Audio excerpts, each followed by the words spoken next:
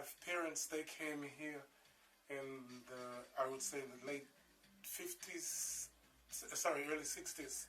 They came here, and I would say they left me and other siblings in Jamaica. After, I think it was after 10, 15 years they've been here, we followed. And so what happened when I came here, I went to school in Mosside, Burley High School.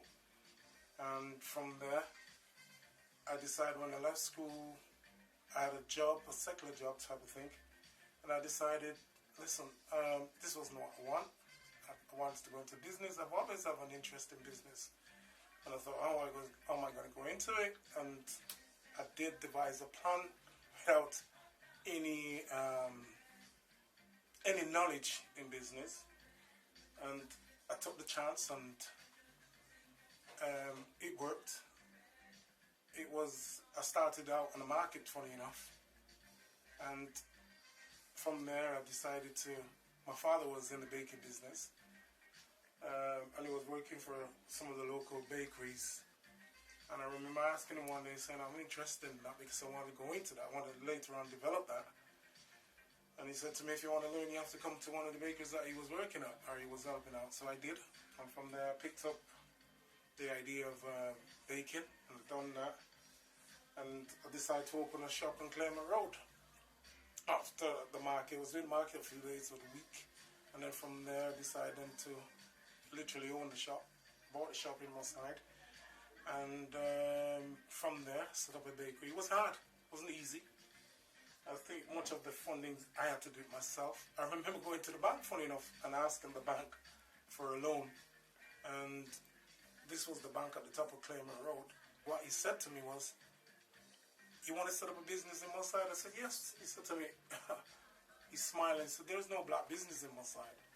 So how and why you want to sell it? I said, I just feel and believe it will work. Bottom line is, he didn't give me the money, because he said he didn't see no black business in Mosside that are of an example, you know, that are an example that he would be able to lend me the money, to give me the money. What he's basically saying, because there is no other black business in Mosside, he can't see an example of a black business to justify him giving me the money.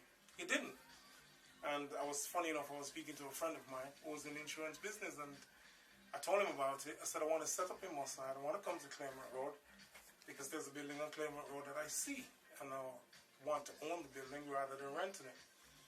And funny enough, I went to the guy. There was no sales sign on the building, and I just asked the gentleman who had it. It was a young couple, actually. And I asked them if they were selling, because they weren't using the shops. It was an ex-cafe, but you can tell the shop wasn't occupied. And they said, oh yes, we want to sell it. And what happened, I told my friend, and he had a friend in Liverpool who was working in the bank. And the friend in Liverpool rang me and asked me about it. And I said, yes, I'm interested in it. And he repeats himself, do you really want to open up a business in Mosside? And at the time, Mosside was very hot. There was a lot of things going on in the 90s, you know, in the 80s and 90s. So he came down, he looked on the building, he didn't stop. He just looked from his car and drove off and drove back to Liverpool. And then he came and he asked me again, do you really want it? I said, yes. And he made it happen. And I eventually got the business, the building, and I set up the bakery business from there. It was a little slow, so I decided to add a grocery section to it just to pick up speed and to make it work.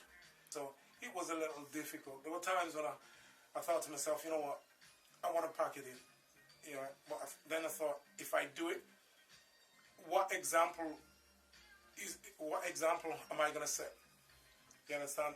Especially with the bank manager telling me that there is no black business in Mosside, and he weren't able to give me the money because there was no black business there.